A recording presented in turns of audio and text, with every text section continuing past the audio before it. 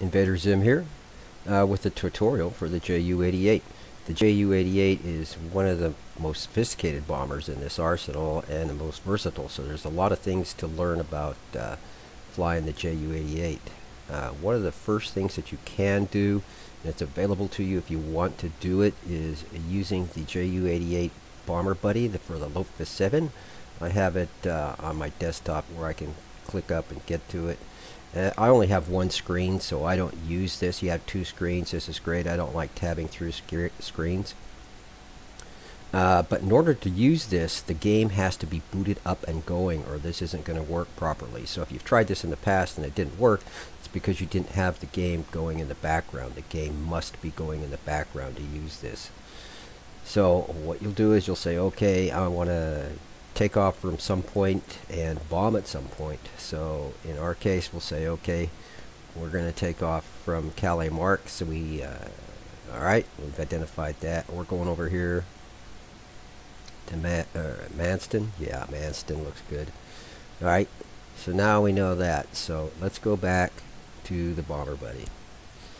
So now you can see why I'm having a hassle here getting to this. That's why I don't use it. Alright, so you'll look at this and you'll say, you can see up here where you enter, you know, the area that you're taking off from and the area you're going to. You just double click on it. See that gray box in the upper left hand side? You grab hold of that gray box and you move it to the area that in this case you're departing from, and then you just double click on the airbase that you'll be departing from, and it adds automatically the elevation for that airbase. You do the same thing for your destination. Just click on it, move that gray box to the area where you want to go. There you go. And then there's Manston right there. So you just double click on Manston and you'll see that it just entered the elevation for Manston. It's in there right now. So there you go. And you can see that it picks stuff up over on the left hand side here, and I can say tentatively I'm going to be at 3,600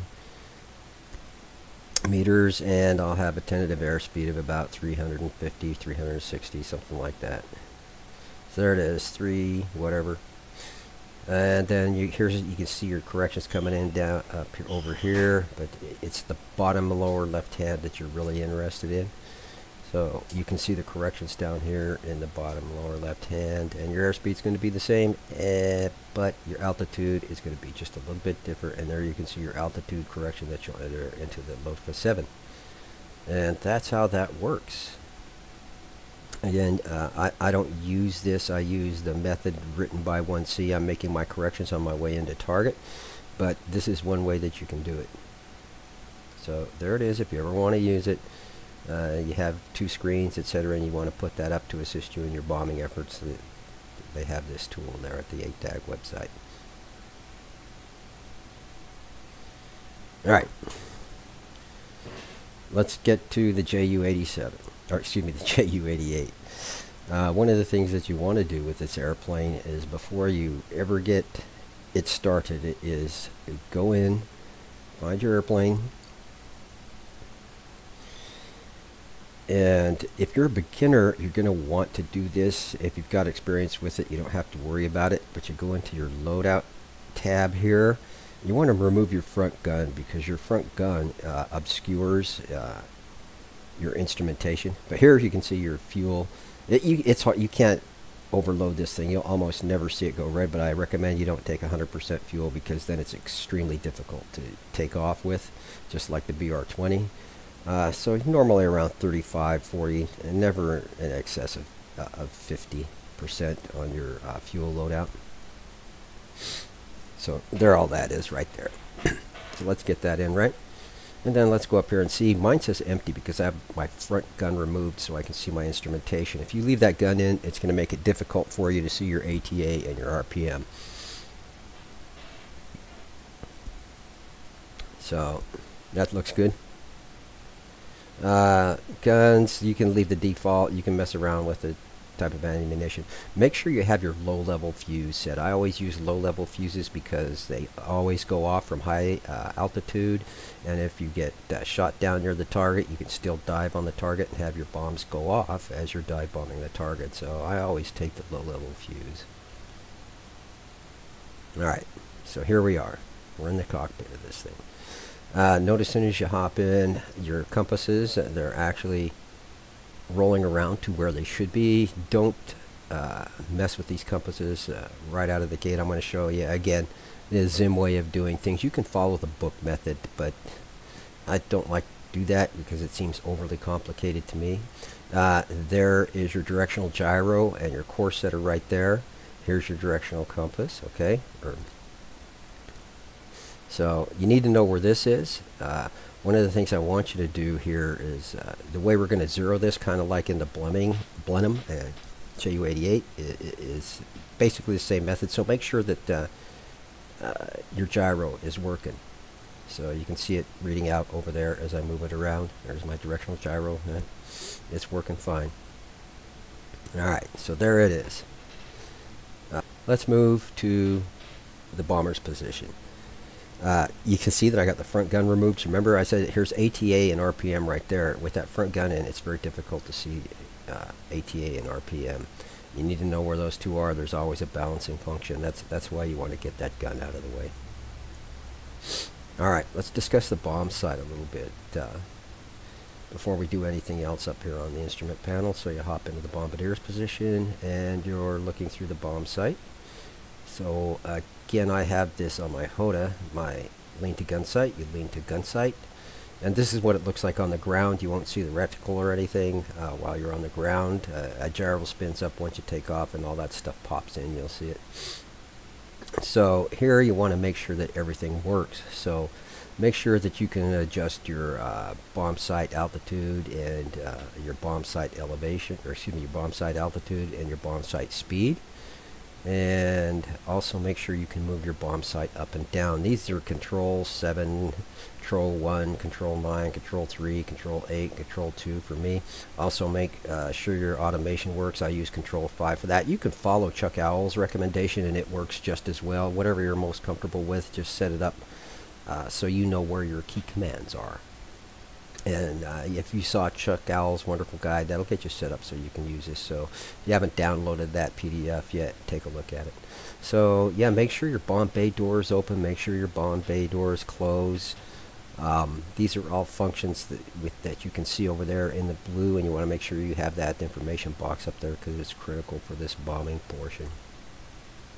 Alright, let's hop to the different positions. Now you'll want to use your ventral position all the time to make sure that your bomb bay doors are open once you give it a command.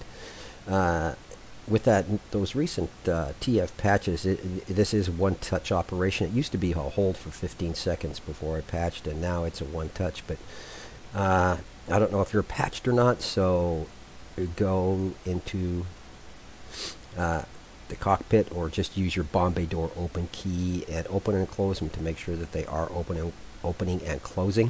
If you haven't patched up, you'll have to hold for 15 seconds to get the bomb bay doors open.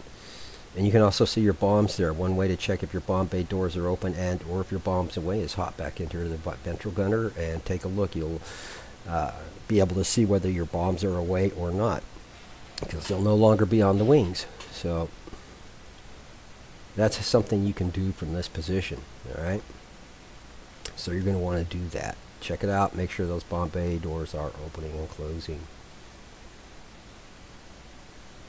And this looks good, so I'm happy with that. Let's make sure that all your turrets work as far as your lean to gun sight, your turret movement, and your firing operations go. Once you're in a defensive posture, and you may want to leave this thing in mode 22 and go to your guns, or hopefully you got some gunners along with you. You're going to want to do that. Without the front gun in, you're not going to have the option to do it. So you hop back here to the aft gunner, and I use my lean to gun sight command. There's lean to gun sight, and then I'll test my firing button to make sure that it does fire. Yeah, everything's looking good here. Yep, it fires. Yahoo. Alright. And you want to go down to your ventral gunner and make sure that it works well down there also. And there's my ventral gunner. Same thing, that's without lean 2. There's lean 2, it works. Check the firing button. Yep, that works too. Okay, so everything's good there. That all checks out. Alright, let's jump back up into the cockpit and go over getting this thing started. Alright, this thing does have fuel tanks in it, so you'll have to open your fuel cocks. Again, key all that stuff in. I don't do the point and click method. I've said that before. I just takes too much time, so you want to key it all in. If you're doing low-level bombing, you're going to want radiators and oil open about 50%. For high-level bombing, I open them up to about 100%. So you can see all that happening over here on the throttle quadrant. This little digital throttle quadrant that's over there. You'll be wanting to watch. Here's your ATA right here. And let's take a little closer look at that, because this goes for a lot of the German aircraft. They're marked. You'll see a green mark, which is your normal cruise speed, the orange mark, and a red mark. Red mark you can't be at for more than a minute. The orange mark you can cruise for about up to 30 minutes, sometimes a little longer. I cruise normally in between the green and the orange. Alright, so all the German ATA and RPMs are marked like that, so you can kind of follow the tick marks. Back to the, oh, never mind, wait, let's take a look at this. Alright, over here you have your excuse me, airspeed. There's your airspeed right there, and here's your altitude right here. Remember, this is also a dive bomber, much like the Stuka, so you're going to have an altimeter, a dive altimeter on it, like the Stuka. That up there, that tells you how fast you're climbing. So you know, 4 to 5 meters at 255 kph is the recommended climb out. Alright, so here's this down here for your dive bombing. I don't like this altimeter deciding when I'm going to dive bomb. See where that red needle is right now? If I engage the air brake, the bombs will drop where that red needle is. Kind of like a computer dropping your bombs. I don't like that, so I set mine to 0. Now I have to manually engage the dive brake. I have to manually drop my bombs, and I have to manually retract the dive brake. But it allows me to make my drop when I want to make my drop, not when the plane wants to make the drop. Also, if you forget to roll this to 0 and you engage the dive brake accidentally at some altitude, it's going to drop all your bombs, and you're not going to have bombs when you get to target. So I just dislike this automatic drop function here, so I 0 it out, and I recommend you do too, but it's up to you. You can practice with it, see if you like it or not.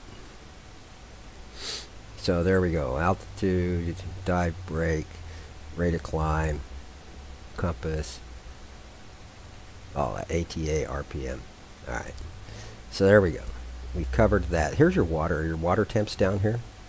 And then your oil temps are over here. You'll see your auto temp, your oil temp and prop pitch are over here. That's weird placement, but that's where it is. But normally if you stay within your ATA and RPM parameters, you'll really never have to look out over here, because your temperatures and your prop pitch and all that are going to be right where you need them to be. As long as you're following those colored tick marks.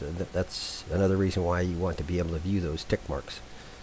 Alright, so here we go.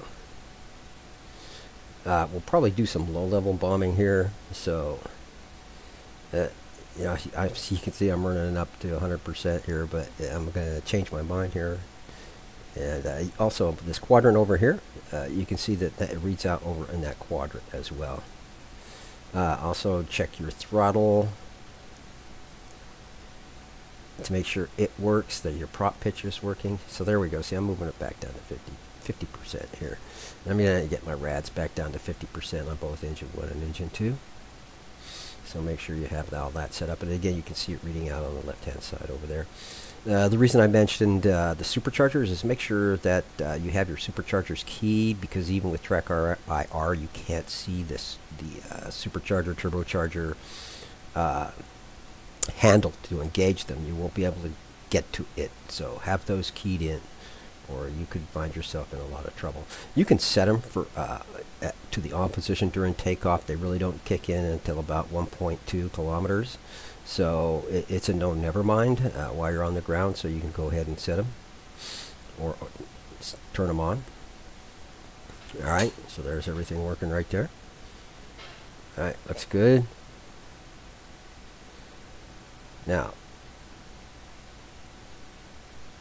you can see all of this stuff reading out over here. I selected engine 1, tried to start, but did I turn on my fuel? No, I didn't turn on my fuel. So I got to go back and I got to turn on my fuel. Again, I have this keyed. You can see it happening in the blue over there on the left-hand side. Set it to both. Okay, there's 3 different settings. Just set it to both so you got fuel all the time. All right, there's engine 1 fuel.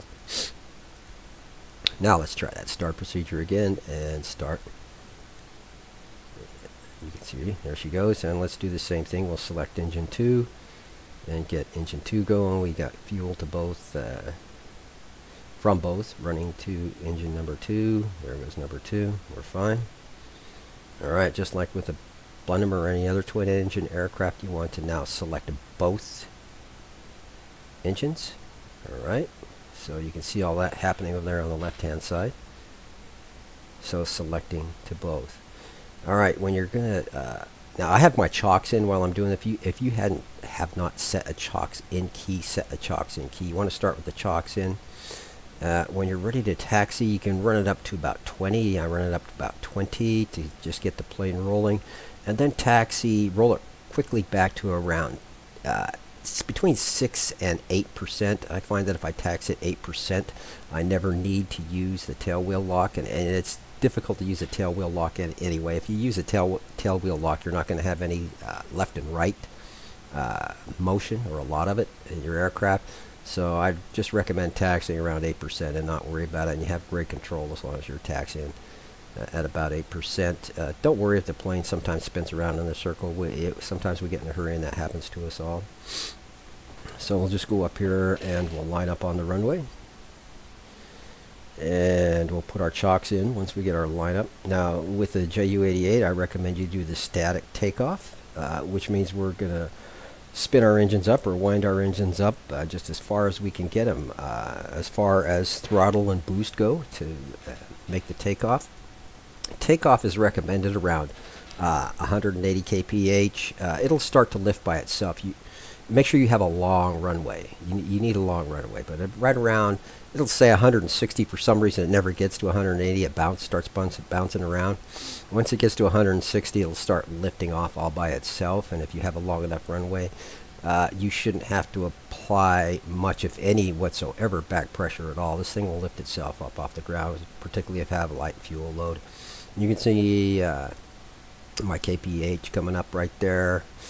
And again, it lifts slowly, so let it, and it'll give you like this weird shuddering noise and a little bit of shudder. That's normal. Don't let that freak you out. See, you can see it happening right there. Just go ahead and get your gear up. It comes up slowly, but it's going to come up fast enough for you to get airborne and make your adjustments. So right around 200 kph is when you can start your maneuvering. So once you're up at 200 kph, I suggest, as you can see here, you start rolling it back. I was in the red. I don't want to be in the red for more than 60 seconds. So I can roll it back down to orange and green right now. So that's what I'm doing, because I'm going 200 kph. So I'll roll it back down to the orange. Just get it out. Now I got 30 minutes here that I can push it that hard. So I can do my turns and start my climb out, and then go back to my engine management to start balancing my engine. So there, all that is, you can see, is coming around the course. Alright, and you can see right here, I'm going to say, okay, I need to, yeah, I can run this about, it's recommended you run it at 1.2. I run it normally almost constantly at 1.3 ATA, and do the rest with prop pitch and running it between the green and the orange and you should be able to do that as well. But you want to get the ATA down about 1.2, 1.3, and you should have no problems there. I used to be able to run it all out, but I guess it gets, again, since patches, I haven't been able to do that. And you can see here my rate of climb right here. So now I'm at a point where I can start trimming my airplane. to fly level and trim it to about 4 to 5 meters per second climb. And you don't have to be really exact with this, somewhere right around in there, 4 to 5. And it bounces up and down a little bit, so expect that too as you gain speed. Alright.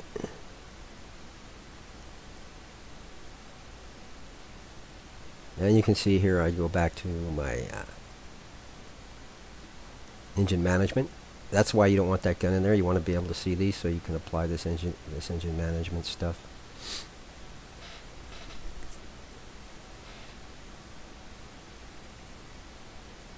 All right.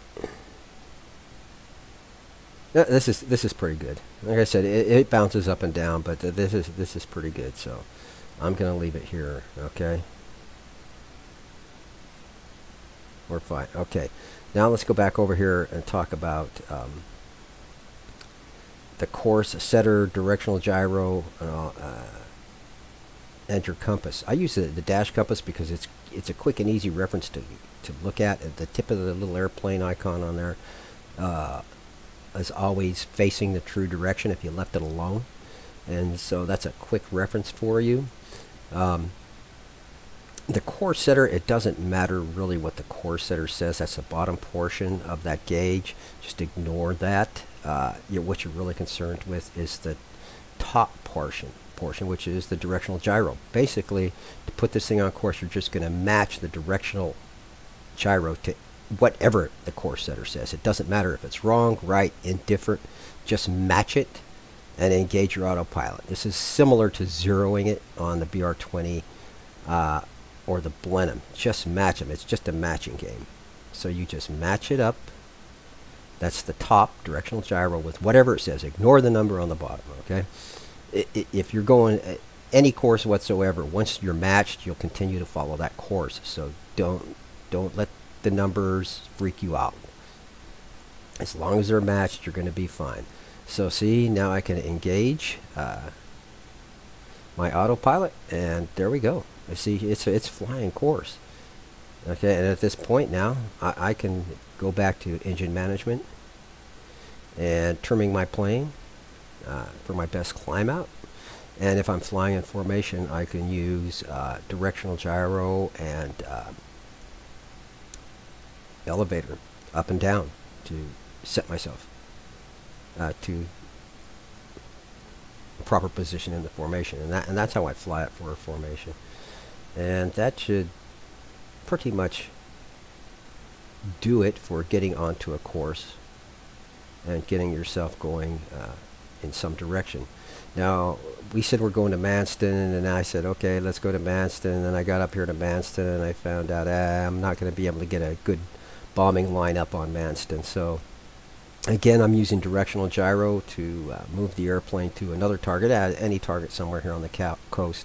Now, this is really considered a low-level bombing run because we're far less than, 6 kilometers high, 4 kilometers high. So this is really a low-level bombing run. Normally, I would probably just do dive bombing at this altitude, but just so you can see how the low-level bombing run goes, you just check your airspeed and your altitude over here, all right? And once you know your airspeed and altitude, you're going to start leaning into your bomb sight and then start entering that data. Now make sure that your bomb's armed, bomb bay doors open at this point, and that you've set your bomb sight to whatever type of drop that you would like to make. You can set your drop to a salvo. You can go into a series. There's a lot of different things that you can do with this bomb sight. But here you go. This is doing bomb sight adjustment speed and altitude on the run. So that's why I said you make sure that your automation goes. You just set it to where you think it is. You hit your bomb sight automation. That sight should start tracking the target. Once again, check airspeed and altitude. Enter in any corrections. All right, and the bomb sight should be tracking pretty well once you go back into bomb sight automation. There you can see all of that happening. All right. And we're just going to salvo these, I think, across this target. And again, there's some little houses down there. This is Dover Harbor here, so there's some little houses down here on the beach. Now you can see with this, you can choose between bomb bays, how many bombs you want to drop out of each bomb bay. So if you wanted to get really fancy here, you could drop some bombs on Dover Castle with it, from one bomb bay and switch to a second bomb bay and then bomb the beach with the second bomb bay. I do that frequently on one of the maps. You get the gun position and the fortified positions along the beach. Okay, so now this bomb site is set and tracking properly. So I track it all the way into target. Once right around 30, I stop making entries. That's 30 degrees over there on the left there. You can see it because the bombs are going to drop somewhere around 28, 22. At this altitude, it'll probably be 22, but I stop making adjustments there. And there's going to be bombs out. And the bombs are going to fall both ahead of and behind the drop point, and there it is right there. So that's how you do it. That's pretty low and fast right there. So that would take out the target, I guarantee you. Dive bombing. Remember I said you could adjust for different bomb bays and different series lengths. So let's take a look at dive bombing and series length and see how that works. So let's start this thing up and go again. Okay, here we are. We're started again. We're going to take a series length this time. And I'm going to go to bomb bay 1, and I'm going to select a series length of 1 bomb, and that'll drop a bomb every time I push the button. Okay, so there's my series length of 1. Alright, so now let's get started with this. Okay, here we are coming into the target. As usual, you want to arm your bombs, get your bomb bay doors open. Now we've already got it set up for a series of 1, remember, so we don't have to do that again. This is that wonderful target or map with targets that Freya has built for us. So I recommend, if you get the opportunity to get into this map and practice this dive bombing on this map. Dive bombing is nothing but practice, practice, practice. It really is. And so you know when to drop and when you know when to pull up. So one of the things that I'm going to do here is I've left the dive altimeter set. So you can see how it'll mess you up. What happens is I'm diving off onto this target with a dive altimeter set. The bomb is going to go out and it's going to mess up my approach. So one bomb will go out and I'll have to recover my approach and drop my second bomb. Okay, so this is a lesson on what not to do. That's why I said zero this dive bombing altimeter. Again, once you get a little bit of practice at it, you'll know why. Alright, so there we turn on the bomb site, and we're going to turn onto target. I'm trying to get about 1.5 out of this, so I'm going to take the plane out and turn it around and come back on the target here, and we'll see that happen in just a bit. And I'll tell you when we're back on target. Okay, here we go. We're doing this the wrong way, so my dive bomb auto brake is on.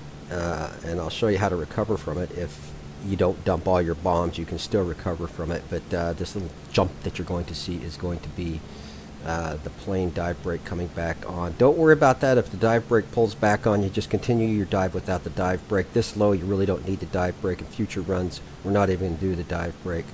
Alright, remember what I was telling you, or if I told you, I don't know if I did, you have to chop the throttle, chop the prop pitch to 0 in these dives, okay? Otherwise you're going to burn up the motor. Alright, so here we are. We're coming onto that target down there. And I'm prepping right now. I'm going to put the target just underneath the front window. And you can tell when the dive brake goes on. Right there. Because it's going to pull the nose down for you. Alright. So now you see I'm trying to line up my target. And right there, my dive brake automatically drop that bomb. So now I'm going to go without the dive brake, and here I go right there. Remember the amber part right about there.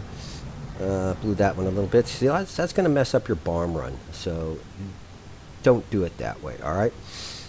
Set that dive brake to 0. Now remember, as soon as you pull out, you got a lot of speed coming out of this, so as soon as you pull up, you're going to have to bring back up your ATA or your throttle and your prop pitch. So you got it. This is kind of another balancing thing. You got to get used to how much to bring it back up.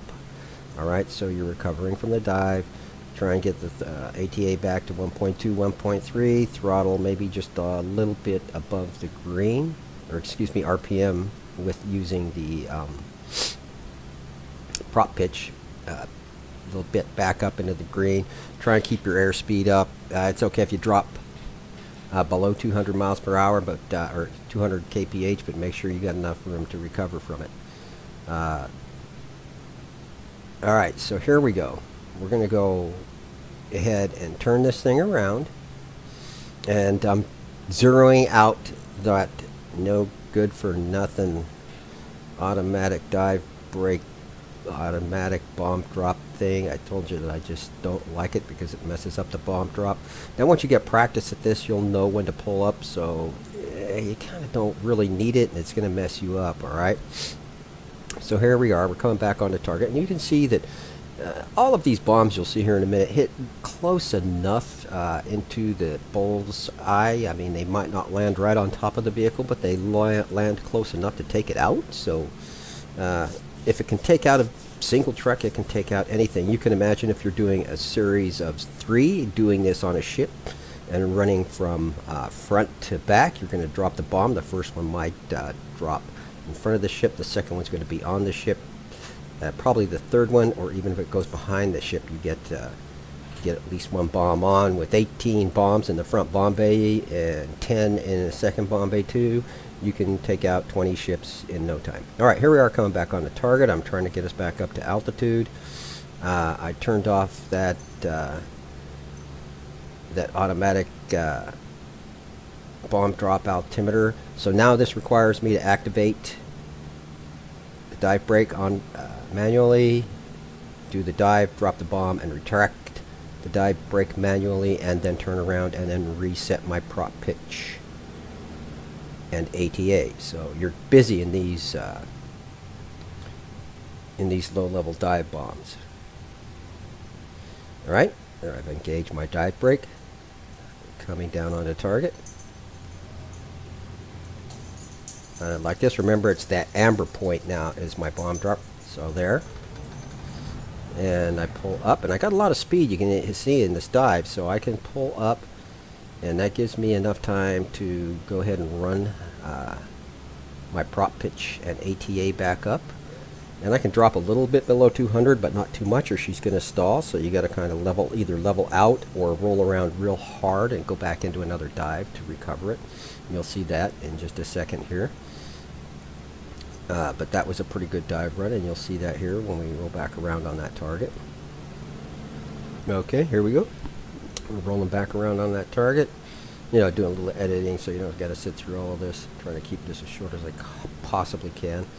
Alright, so here I am. Once again, I'm going to have to manually engage the dive brake and chop the throttle and the prop pitch all at once. I want to get it, you know, really as far over as I can. I'm kind of doing some very shallow dives here. I'd recommend you go just a little bit steeper than what I've been going here, and your bombs will be a lot closer to your target. But remember, it's that amber point. So here we go, and there's my amber point, and I'm up. So there you go. That was pretty low, but again, you gotta get used to this. There's only one way to do this. That's practice, practice, practice. And so there that is. I think you get the point by now. This is what you have to do. All right, so there is that for series, single drop, and you can make it series, single drop, series, drop 2, series, drop 3, however you want to do it. Depends on the type of targets you're going after. Just keep that in mind, and you should be doing pretty good with this. Again, practice, practice, practice, and that's the way to get this done. Okay, rather than make you sit through another dive run without the dive brake, when you're this low, you don't even have to use a dive brake. I was just showing you how to do it so you know how to do it. When you're this low, you just chop the throttle and the prop pitch and go ahead and dive on your target this way. When you're below 1 kilometer, I would recommend you don't even use a dive brake. You're just not going to pick up enough speed to tear your wings off. It's going to happen so fast. Use the dive brake if you're above 1K. So if you're diving from, say, 2,000, 2,500, that's when you want to use the dive brake. Other than that, that's about all there is to know about this dive bombing stuff. So there you go with that.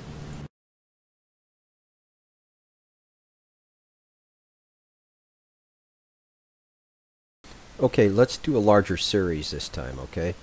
So let's go down here. We're going to go back to series. I'm going to go to Bombay 2 where there's 10 bombs in Bombay 2, so I know that. And once I get to Bombay 2, I'm going to set my series length of 10. So I'm going to drop all 10 bombs out of Bombay 2. So there we go. And I'm going to spread them out a little bit. I'm going to say go out of Bombay 2 and give me 5.5-meter spread in between each bomb. Let's say I'm going to hit a column. If I was going to hit a column, I might go full 10 or 13 to hit a column of vehicles. So that's the setup for doing that. I thought it was important that you see that. So, okay, here we are coming into the target. Remember, I don't like this automatic bomb drop thing, so I'm going to reset that to 0. Okay. And then I'm going to arm my bombs and open bomb bay doors. And of course, I always go back to check that they did open. There they are. They are open.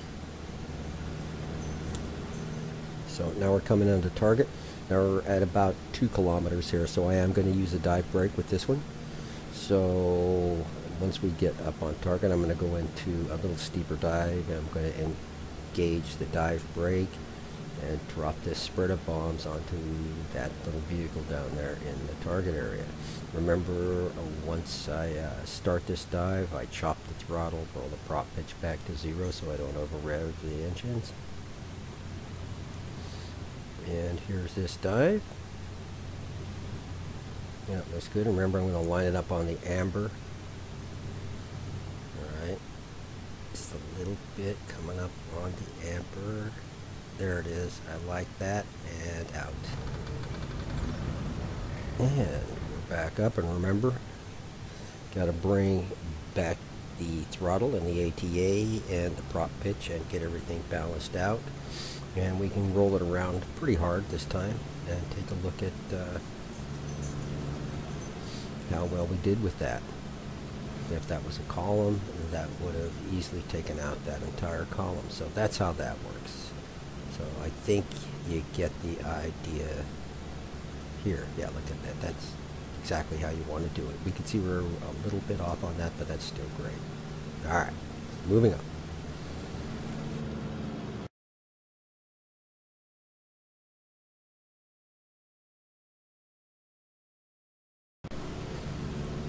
Okay, here we are on the high level run.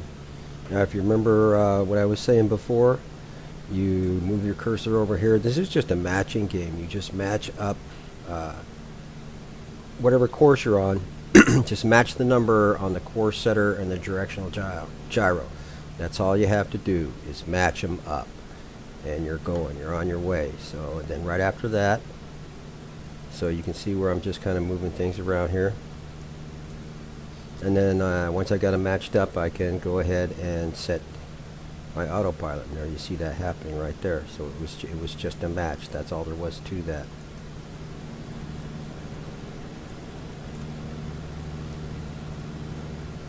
So now I can go ahead and trim my aircraft up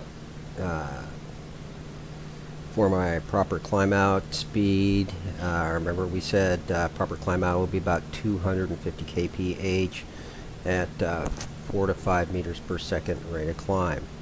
So that's all I'm going to do here. And once I'm pretty happy with what I have, remember I'll have a little bit of up and down in it, but once I'm pretty happy with it, then I can go ahead and use my directional gyro to bring myself to course. So that's what I was going to go ahead and do at this point, and then we'll pick it up. One of the things I do also is once I get out over the water, that's the time, as soon as I'm out over the water, that I'm going to arm my bombs, open bomb bay doors, make sure that I'm set to salvo. Usually salvo for a high level run because it spreads out pretty wide from the altitudes that we're going to bomb from. You know, normally above 3 kilometers, the bombs are going to spread out pretty wide, so that's what you're going to be gunning for. So let's kind of stop here, and then I'll move it to a point where we're starting to pick ourselves up out over the water. And you can see all of this is just climb out, engine management. That's all that's going on here. Here we are out over the channel. I've used terrain association to get myself sort of lined up with Little Stone because I'm in my autopilot now and I'm all trimmed out for level flight. I can use the bomb sight like a telescope and make my final adjustments to get myself on course for Little Stone. So I'll just do that right now while my airplane's climbing out. I'll start lining myself up with the target.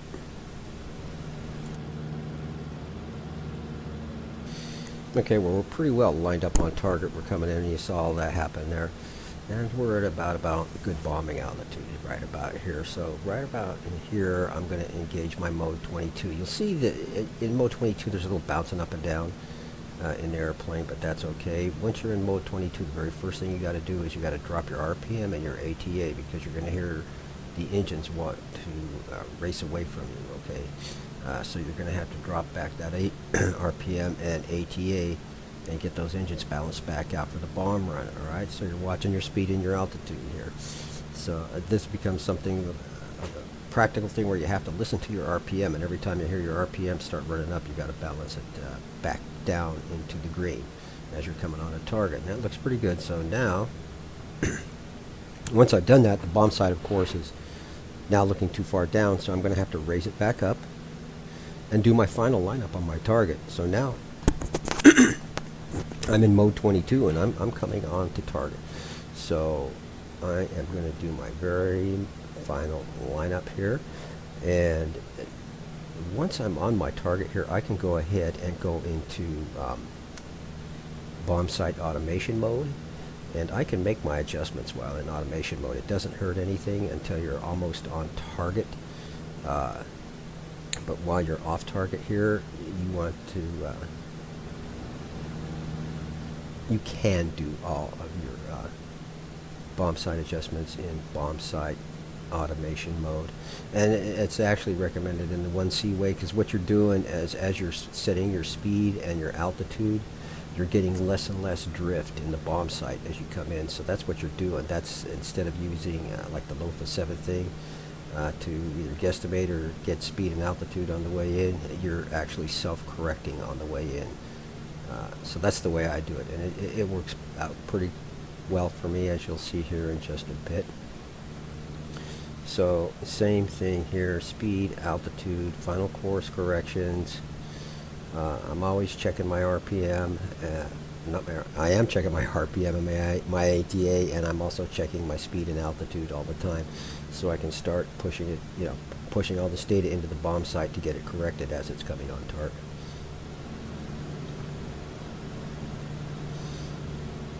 Now once we start coming on a target, you'll see that little yellow arrow up there on the left hand side will start to move once we're really close to target. And as those number of degrees come down over there on your left, right around, I stop making entries right around 30, because bombs will be out right about 28 or 22 depending on your altitude. So I pretty much quit messing around with it when it's at the 30-degree mark. So that means if I know I've still got a little bit of drift in my bomb sight, I might have to aim below my target. For example, if I'm drifting from center low, then I'll aim the center of the bomb sight lower than the actual target, so that by the time the bombs go out, the crosshair is on target. And now I know that bombs always fall from the center of the bomb sight towards 12 o'clock, so that's going to be the way that they're running. So right about here, you're going to see me make those last minute corrections, and like I said, you're in automation mode. That's okay, you can do this, okay? So I know that I'm going to have to drift onto that target, so I'm going to aim lower than the actual target, and I'll quit making adjustments right around 30, because I know it's going to go bombs out. It's pretty well adjusted here. It's tracking okay, and I think it just went bombs out there. You saw that little blip. So I'm going to go back into the ventral gun to make sure that's correct. Yeah, there it is. They're out. So now I can look down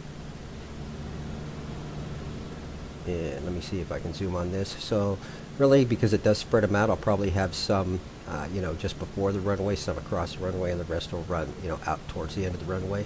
Because this is a runway, there's a runway radius around this, and these will all be within the radius. So these will be all in the target radius. So, you know, all of if there was a percentage given, this will give you maximum percentage right there.